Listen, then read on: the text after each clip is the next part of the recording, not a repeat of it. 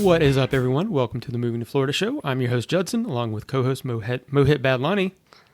What's going on? What's your name? My name there, bro. What's your name again, dude? So we're actually doing kind of a twofer here today, guys. We, though you may be listening to these episodes at different times, we just finished recording talking about something that every Floridian loves. Near and dear to us. Publix. So now we got to talk about something that Floridians do not like. It's not hurricanes this time. No, it's not hurricanes. It's not hurricanes. Something that Florida has kind of become known for is we do have our fair share of invasive species, and there's been a little bit of that in the news lately, so we figured we'd come and talk to you folks about it. Is that fair? That's fair. I think we need to let people know what we have down here when it comes to invasive species. And folks, this one might be a little shorter episode than normal, or who knows, maybe we'll go on and on about it. But we got a little treat for you at the end of the show too, a little song a listener sent in that we thought was worth checking out. So stay tuned to the end of the show for that. But first, I think we should talk about the one, probably the most famous thing, the thing that people think about. We do have some big snakes here in Florida, especially South Florida. Yep. So just a few days ago or a few weeks ago, they caught a record-breaking 215-pound python down in South Florida. So every year they do have in South Florida, down in the Everglades, they have like a python hunt. They have like a contest or something like this to see who can find the most snakes. So I mean, this is definitely a thing. And yeah, during this hunt, someone caught an 18-foot long Burmese python. They said in the stomach contents they found I guess the leftovers of an entire adult white-tailed deer. I mean, adult white-tailed deer. Now, they don't get as big here in Florida as they do in some other areas, but that's probably still a 125, 150-pound deer that the snake had eaten. Yikes. I'm sure you can find some keys and stuff that people forgot too.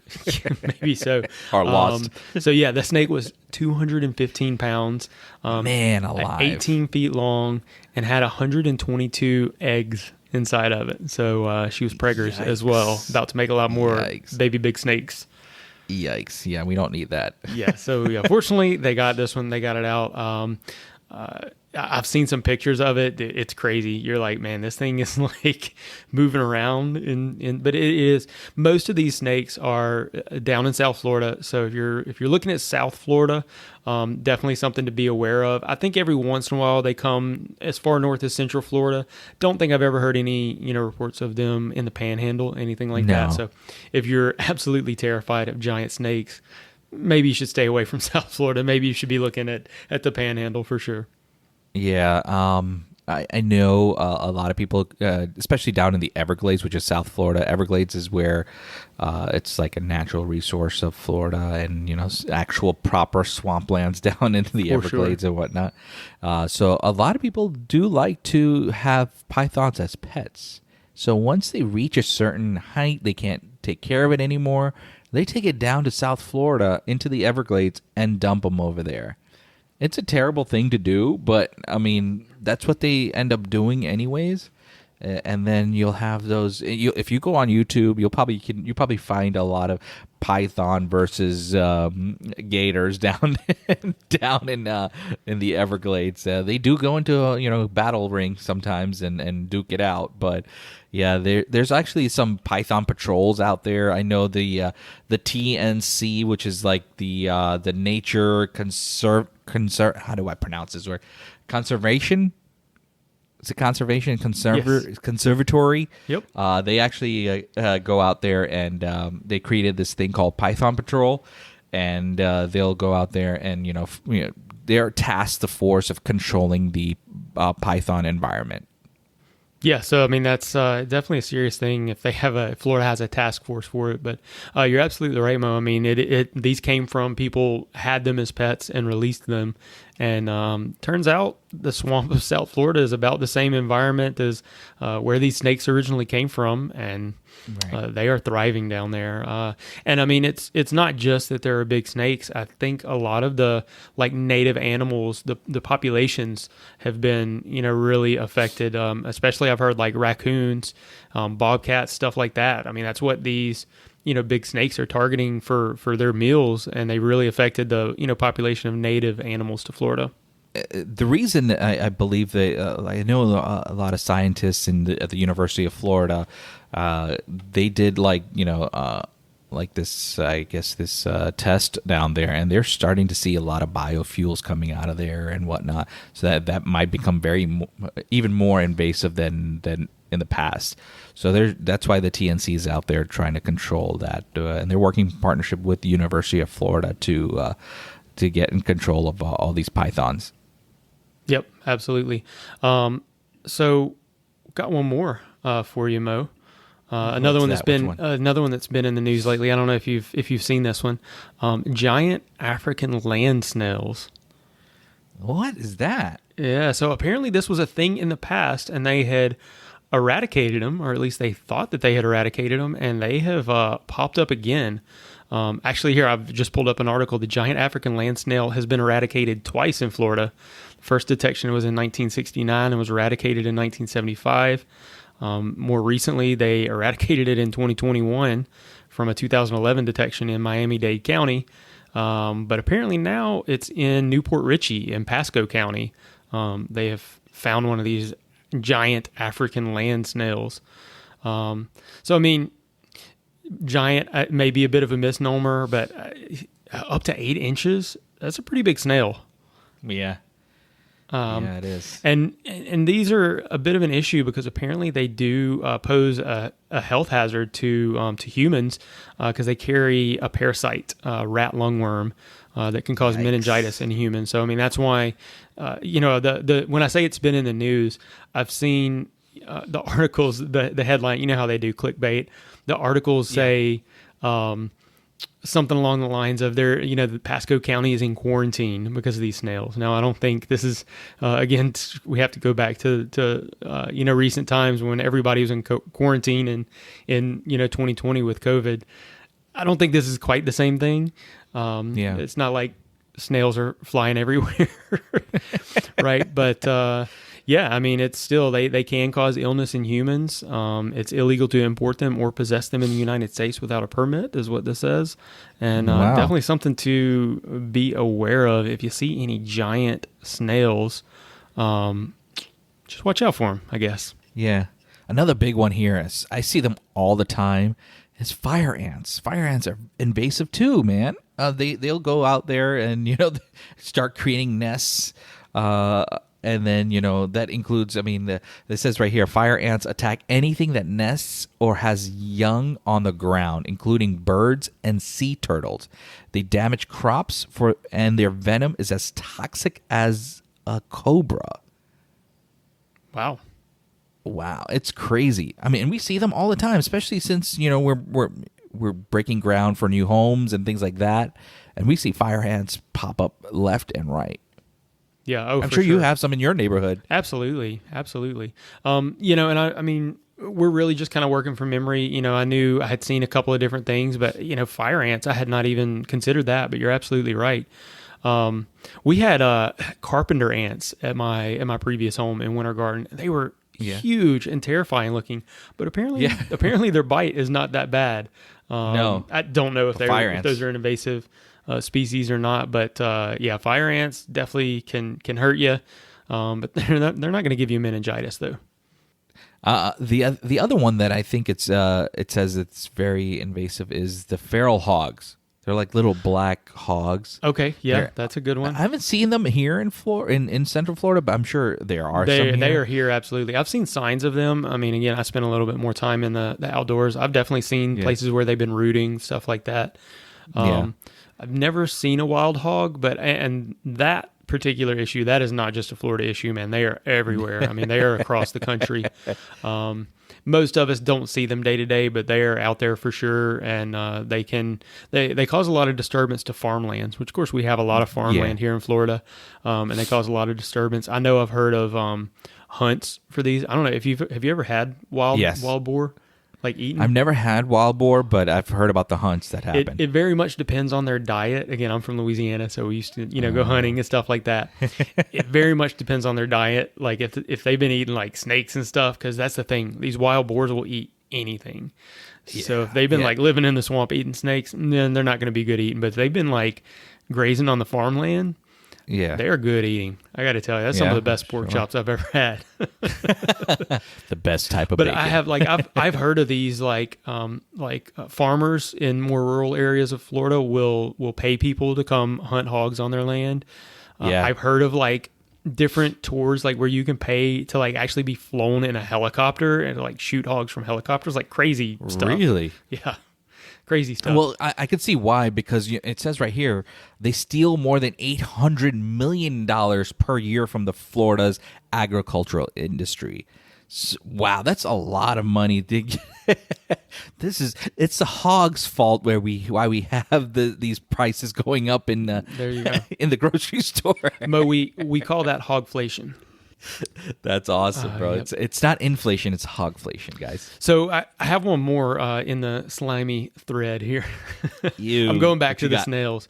We built a new home recently. We moved into our new home in October. It was new construction, as we've talked about on the show before. But I know when they were building it, we came out to look at the house one time. And, once they had the slab down and they had the block up, and on one of the columns on our back porch was just covered in these little snails, like a half inch to about 1 inch long shells. And when I say covered, I mean like hundreds of them. It's not been that bad since, but it's definitely a problem that's never gone away.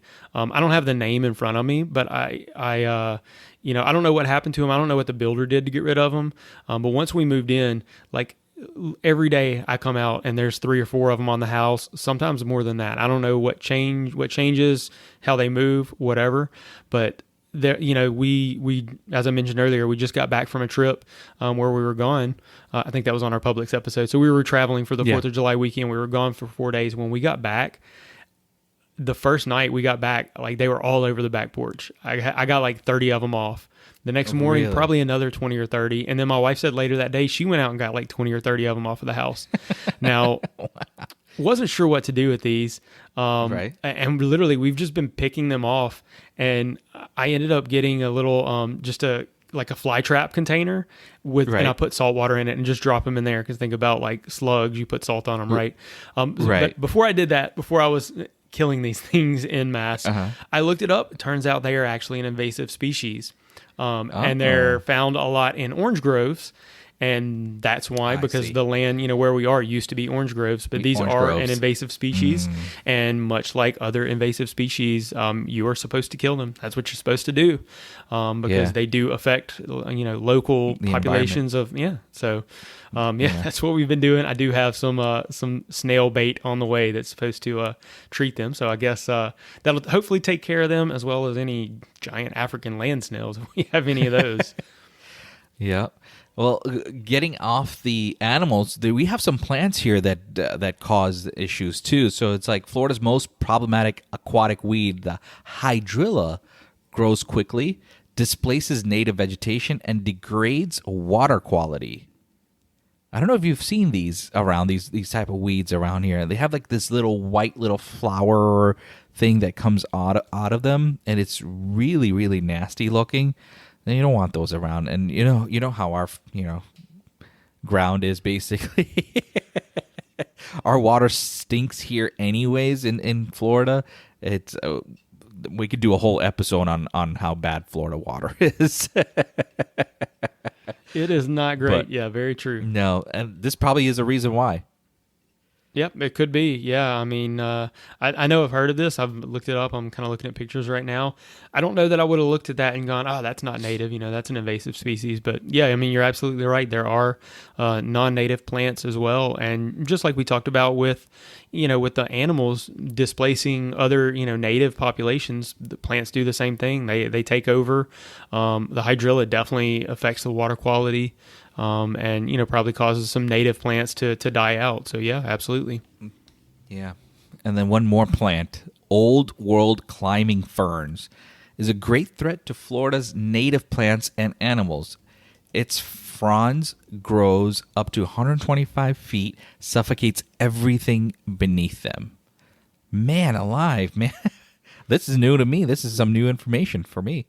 I didn't even know that. I mean, it looks beautiful. but it grows so big and wide Yeah, it that just things chokes out underneath everything else. Yeah, chokes them out. Interesting. Man. Yeah, I wasn't aware of that one. Again, I'm looking at pictures, and I probably would have thought that that's just something normal, Natural. native to Florida. I know, that makes me think of, again, I'm from the South, so I think of kudzu. Kudzu is taking over the South. I mean, that's an invasive species, so it sounds like this is a lot to it, a lot similar to it. Mo, I gotta go back to the water. I got one more animal. What you got? The lionfish is another one. The lionfish. The lionfish is invasive. It's in Florida waters in both the Atlantic and the Gulf. It's an invasive species and what the problem is, I think they're voracious eaters, and they eat up a local fish, a lot of smaller fish, but also those fish are prey for other bigger fish, so that affects those as well. And the lionfish is one of them that's just really taken over. And they're not pretty looking either. They are not pretty looking, but I got to tell you, Mo, they're quite delicious. Are they? They are. When we were at Destin, we went to a restaurant. What was that called? The Crab Bucket, I think, something like that. The Crab Trap, and I had blackened lionfish, and man, it was amazing. It was good. It was. I'm not kidding. It was so good. Nice. And with lionfish, they're an invasive species. You can fish for them year round. There's no season. There's no size limit. And matter of fact, I was just reading, you do not even have to, if you're doing a lot of traditional methods, you still have to have a fishing license because, you put bait out in the water. You're not just targeting lionfish. But it said if you're like spear fishing, or there's some other like bow fishing and some stuff that's marketed specifically for lionfish, you don't even have to have a fishing license to take lionfish because they're an invasive species. But they're not native to here. They're usually native to like South Pacific and Indian Oceans, so they're not really a native to us. So they probably came here with the ocean flow. Yep, lionfish are native to coral reefs in the tropical waters of the South Pacific and Indian Oceans. Yeah. Wonder how they got here. Floating on that ocean current, man. Yeah, right? It's all the hurricanes that come from that side. Maybe so. Who knows? Well, I'm sure somebody knows, but not a couple of realtors in Central Florida. But, it could be something similar because people do keep lionfish as pets, too. I know you said they're not pretty, but maybe some people think they are. So it could have been the same thing. It could have been, they might have started with people were keeping them as pets and, dumped them in the ocean to set them free, and they spread from there, I suppose.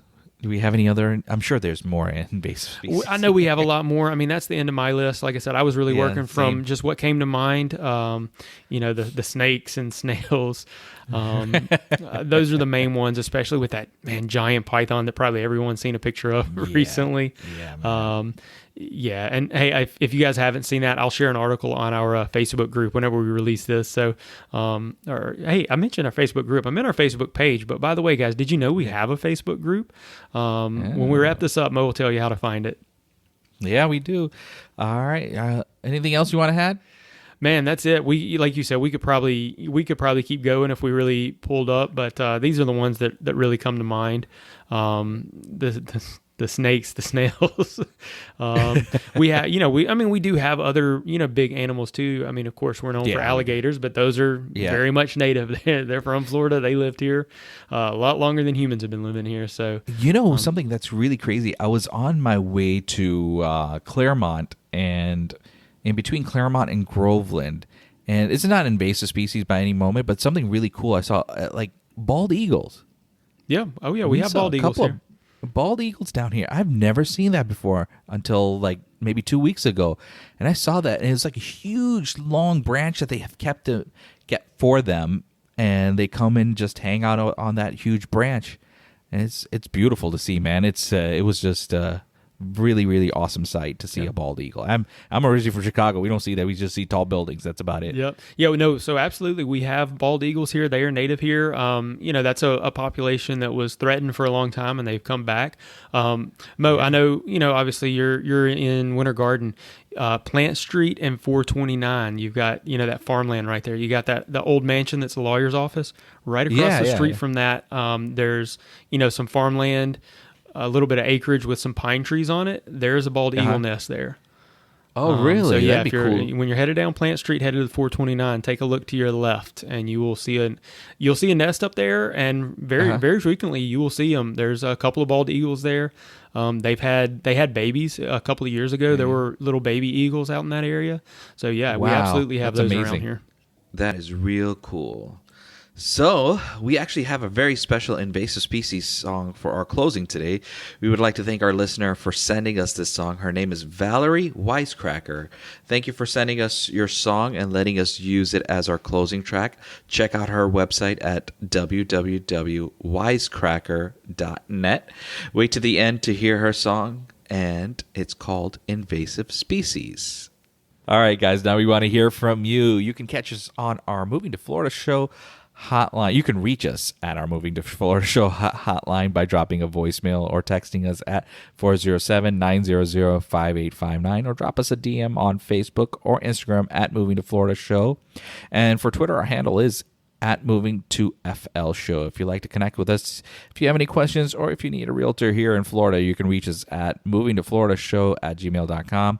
Be sure to subscribe to the show if you like our content so that it would automatically download to your device and get you one step closer to moving to Florida.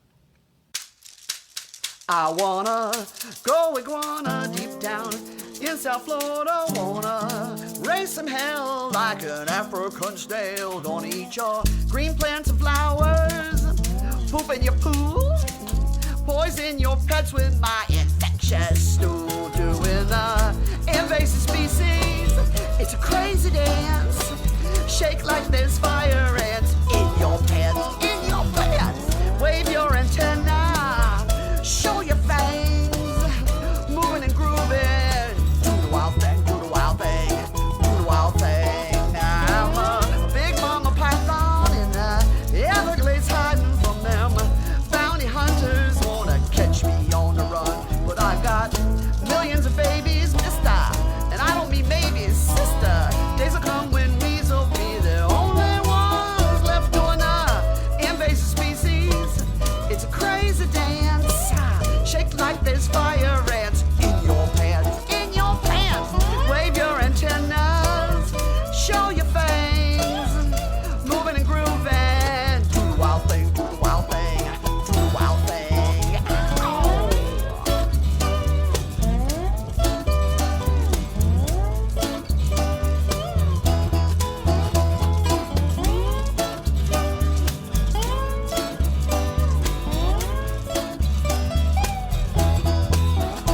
I'm a walking catfish, like a breath of fresh air. I can crawl out of water, I can walk right over there. I got me a mean appetite, I'll eat anything alive. And with the help of evolution, I might even learn to